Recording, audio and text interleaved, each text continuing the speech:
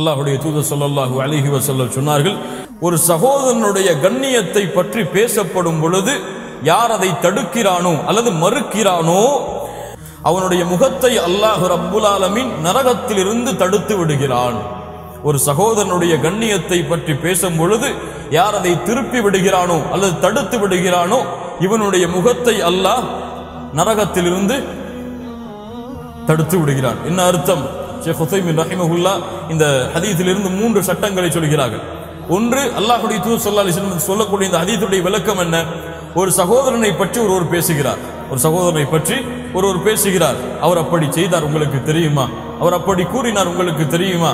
அவரெல்லாம் எப்படிப்பட்ட மனிதர் தெரியுமா? அப்படிப்பட்ட பாவத்தில் இருப்பவர், அவருக்கெல்லாம் அதுவெல்லாம் எதுவுமே தெரியாது. இது போன்ற அவரை பற்றி வெறுக்கக்கூடிய நேரத்தில் ஒருவர் பேசுகிறார், யா அஹி இத்தகில்லாஹ், அல்லாஹ்வை அஞ்சிக்கொள், எனக்கு இது தேவையில்லாத விஷயம், எனக்கு இது தேவையில்லாத விஷயம், அது அல்லாஹ்விற்கும் அவருக்கும் முடியாது, இதை தெரிந்து நான் என்ன செய்ய போகிறேன் என்று ஒருவர் மறுத்துவிட்டால் இவருடைய முகத்தை அல்லாஹ் நரகத்திலிருந்து மறுத்து விடுகிறார். சுப்ஹானல்லாஹ், யா அல்லாஹ், எப்படிப்பட்ட ஒழுக்கத்தோடு அனுப்பப்பட்ட மார்க்கம் பாருங்க. ஆனால் என்ன பேசப்படுகிறது என்று முஸ்லிம் சமூகத்தின் மத்தியில் இணையதளங்களில் பாருங்கள், அல்லது இது போன்ற இணையதள தொடர்புகள் வளர்ந்த காலத்தில் இருக்கக்கூடிய தொடர்புகளில் பாருங்கள். இந்த ஹதீஸ் 3 சட்டங்களை சொல்லுகிறது. என்னவெல்லாம்? முதலாவது, புறம் பேசுவது கூடாது, புறம் பேசுவது கூடாது. அல்லாஹ்வுடைய தூதர் ஸல்லல்லாஹு அலைஹி வஸல்லம் ஹதீஸின் மூலமாக என்ன சொல்கிறார்கள்? புறம் பேசுவது கூடாது. இரண்டாவது, புறம் பேசக்கூடிய சபையில் இருக்கக்கூடாது, தடுத்து விடுதல், புறம் பேசக்கூடிய சபையில் இருக்கக்கூடாது. மூன்றாவது, ஒருவர் புறம் பேசினால் அவரை தடுப்பது. மூன்றாவது, புறம் பேசினால் அவரை தடுப்பது. ஒன்று, புறம் பேசக்கூடாது. இரண்டாவது, புறம் பேசக்கூடிய சபையில் இருக்கக்கூடாது. மூன்றாவது, புறம் பேசினால் அவரை தடுப்பது. அல்லாஹ்வுடைய தூதர் ஸல்லல்லாஹு அலைஹி வஸல்லம் என்ன சொன்னார்கள்? அநீதம் செய்பவனுக்கும் அநீதம் இழைக்கப்பட்டவனுக்கும் உதவி செய்யுங்கள்.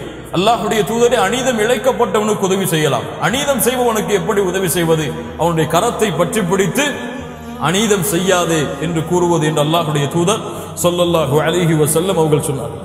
கண்ணியத்துக்குரியவர்களே, ஒரு சிறந்த மார்க்க அறிஞரிடத்தில் ஒரு மனிதர் வந்தார்.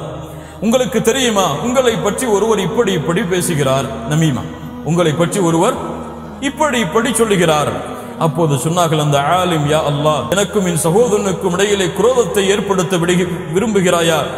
உனக்கு இப்படி நமீமாவை சொல்ல, இந்த கோலை சொல்ல வேண்டும் என்று உமக்கு கட்டளையிட்ட அந்த ஷைத்தானின் மீது நான் கோபப்படுகிறேன். அல்லாஹும்ம ஃபிர்லி வ லி அஹி, யா அல்லாஹ், என்னையும் என் சகோதரனையும் மன்னித்து விடுவாயாக. யா அல்லாஹ், இப்படிப்பட்ட ஒழுக்கத்தோடு இருந்த சமூகம் பாருங்கள். என்ன சொன்னார்கள்? எனக்கும் என் சகோதரனுக்கும் இடையிலே அவர் அப்படி சொன்னார் இப்படி சொன்னார் என்று வெறுப்பை ஏற்படுத்த விரும்புகிறாயா? உனக்கு இப்படி கட்டளையிட்ட ஷைத்தானை நான் வெறுக்கிறேன், அவன் மீது கோபப்படுகிறேன். யா அல்லாஹ், என்னையும் என் சகோதரனையும் மன்னிப்பாய். ஏன்? கோல் ஒருவனை பற்றி பேசுபவனை விட இந்த கோல் சொல்பவன் மிக மோசமானவன். ஒருவன் என் மீது ஒரு அம்பை ஏவுகிறான், என்னை பற்றி ஒருவன் பேசுகிறான் எங்கோ ஒரு சபையில், அந்த அம்பு எனக்கு தெரியாமல் கீழே விழுந்து விட்டது, எனக்கு அதை பற்றி தெரியாது. ஆனால் இந்த கோல் சொல்பவன் என்ன செய்கிறான்? அந்த அம்பை எடுத்து வந்து என்னுடைய நெஞ்சில் சொருகுகிறான். அப்போது இவனை விட யார் மோசமானவன்? புறம் பேசுபவனை விட கோல் சொல்பவன் மிக மோசமானவன். அல்லாஹ் ரப்புல் ஆலமீன் இப்படிப்பட்ட காரியத்திலிருந்து என்னை பாதுகாப்பானார்.